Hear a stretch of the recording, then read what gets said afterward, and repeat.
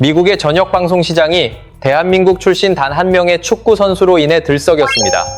상식을 뛰어넘는 방송 대형 사고가 발생했습니다.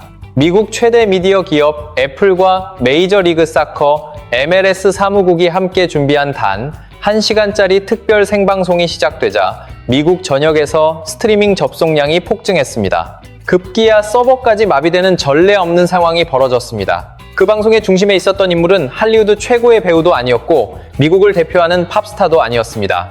주인공은 대한민국 축구의 간판이자 LAFC의 주장 손흥민 선수였습니다. 손흥민이 메이저리그 사커 무대로 향했을 당시만 해도 영국 언론과 국내 일부 회의론자들은 냉소적인 반응을 보였습니다.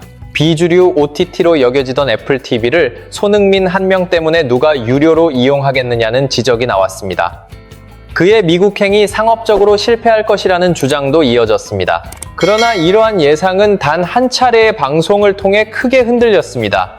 손흥민은 단순히 경기장 안에서 활약하는 선수에 머물지 않았습니다. 미국의 최신 방송 기술과 거대 플랫폼의 영향력까지 움직이며 로스앤젤레스에서 자신의 존재감을 강하게 드러냈습니다. 그렇다면 미국 전역의 시선을 한 곳으로 모으고 글로벌 미디어 시장까지 흔든 손흥민 관련 특별 방송에는 어떤 일이 있었던 것일까요? 미국 메이저리그 사커의 모든 경기에 대한 글로벌 독점 중계권을 확보한 기업은 세계적인 기술, 기업 애플입니다.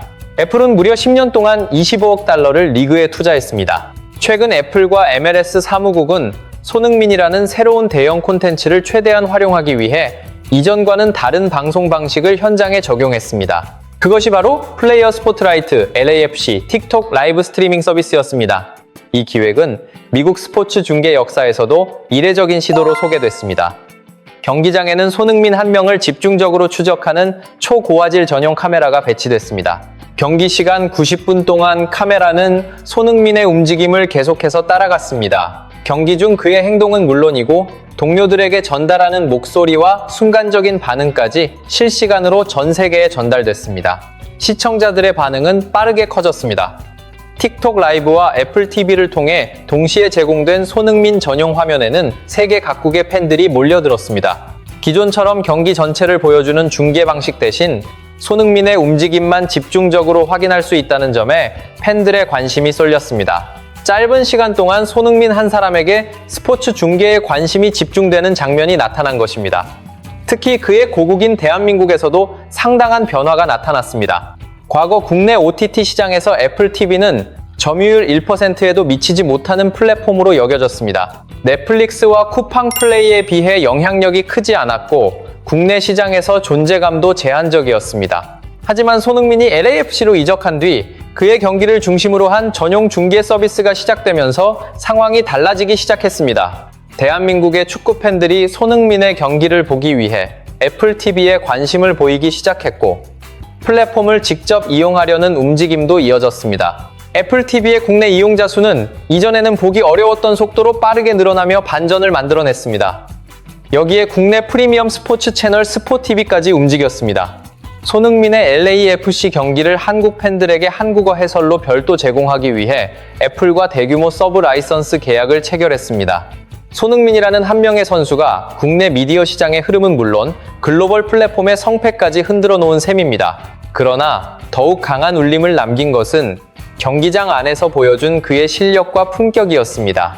최근 열린 2026 리그스컵에서 상대 팀들은 손흥민의 빠른 돌파를 저지하기 위해 강도 높은 몸싸움을 마다하지 않았습니다. 그런 상황에서도 손흥민은 주장 완장을 착용한 채 공격의 중심에서 팀을 이끌었습니다. 실제로 최근 경기에서 도스 산토스 감독이 교체를 결정했을 당시 애플 TV 중계진 역시 놀라움을 감추지 못했습니다. 쉽게 예상하기 어려운 교체라는 반응이 나왔습니다.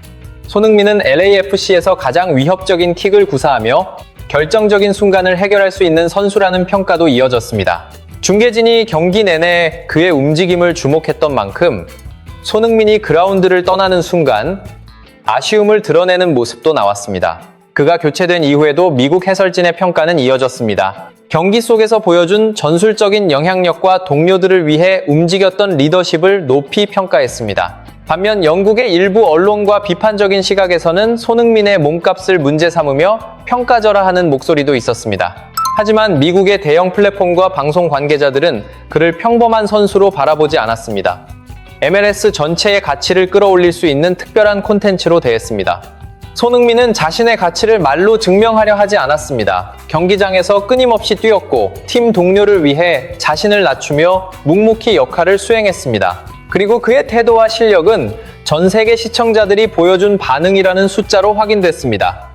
화려한 기술 뒤에 자리한 프로 선수로서의 진정성, 자신의 존재감을 드러내기 위해 상대를 자극하는 대신 묵묵하게 경기력과 태도로 가치를 증명하는 모습이었습니다. 전 세계의 관심이 한 선수에게 집중되는 모습을 바라보며 많은 팬들이 강한 자부심을 느끼게 된 이유이기도 합니다.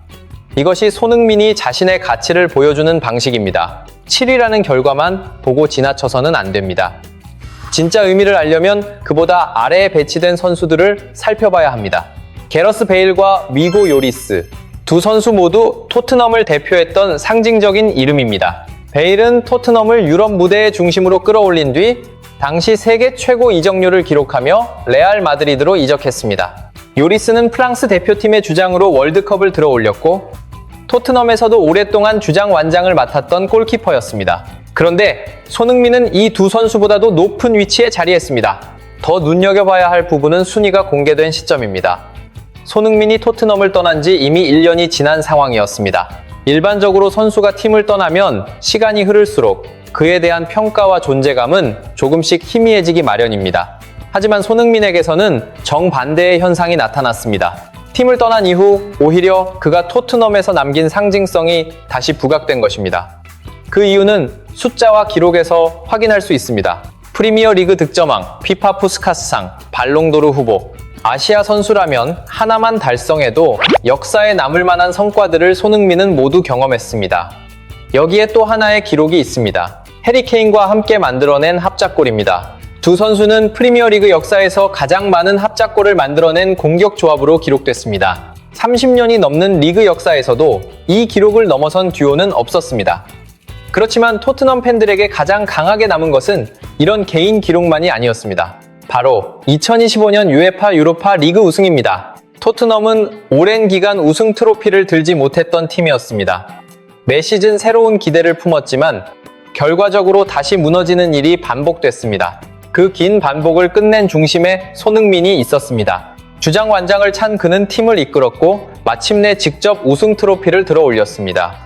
기록은 시간이 지나면서 다시 쓰일 수 있습니다.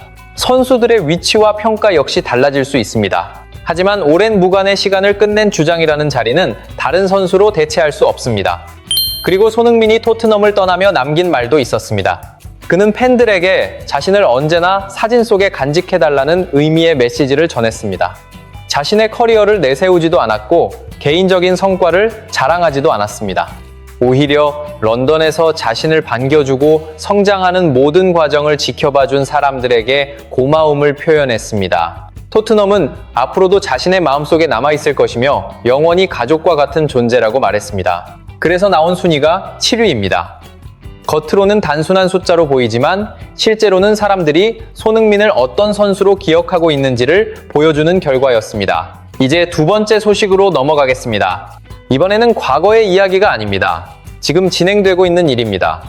ESPN이 공개한 2026 시즌 MLS 파워랭킹에서 LAFC는 기존 3위에서 2위로 한 단계 올라섰습니다. 리오넬 메시가 속한 인터 마이애미는 1위를 유지했고 밴쿠버는 3위로 내려갔습니다.